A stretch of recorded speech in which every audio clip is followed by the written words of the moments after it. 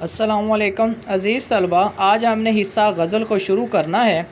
تو غزل کے پہلے جو شاعر اس کے تعارف اور اشعار کی تشریح کی طرف جانے سے پہلے میں آپ کو غزل کے متعلق بتاتا ہوں کہ غزل ہے کیا۔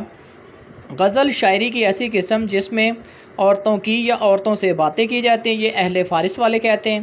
دوسرا اہل عرب والے کہتے ہیں کہ غزل سے مراد کیا ہے کہ جب ایک ہرن صحرا کے اندر دوڑ رہا ہو اور اس کے پیچھے شکاری کتے لگے ہوں اور ہرن درد اور دکھ کے ساتھ جو ایک چیخ نکالتا ہے اسے غزل کہا جاتا ہے۔ تیسری تعریف اس کی یہ ہے کہ غزل شاعری کی ایسی قسم ہے جس میں حسن و عشق کی باتیں کی جاتی ہیں۔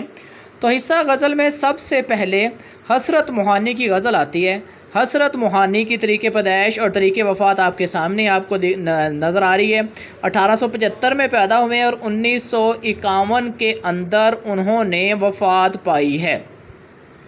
حسرت موہانی کا اصل نام سید فضل الحسن حسرت تخلص تھا۔ تخلص شاعر کا وہ مخصوص نام ہے جس کے اندر وہ اپنا جو ہے شاعر کا مخصوص نام جو وہ اپنے اشعار میں استعمال کرتا ہے۔ اب یوپی کے قصبے اور جو ہے موہان میں پیدا ہوئے، اس وجہ سے اپنے نام کے ساتھ موہانی لکھواتے تھے۔ آگے ان کی تعلیمات کے متعلق بتایا گیا۔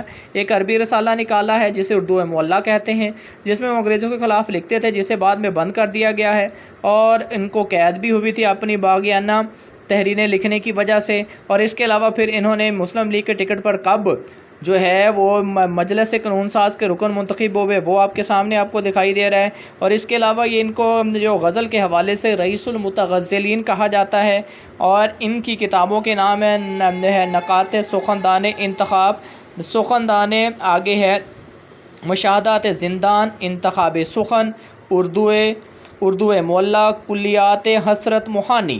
آگے آ جائیں۔ غزل کی جو ہے اس غزل کو پڑھنے کے بعد ان کے جو حسرت موہانی کے اسلوب کو جان سکیں گے، غزل کی حیت کا ادراک ہو سکے گا آپ کو۔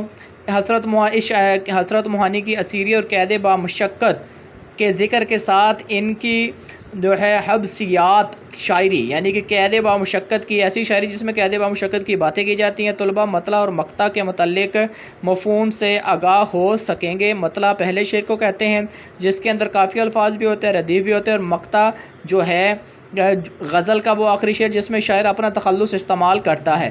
مصیبت بھی راحت فضا ہو گئی ہے، تیری آرزو رہنما ہو گئی ہے۔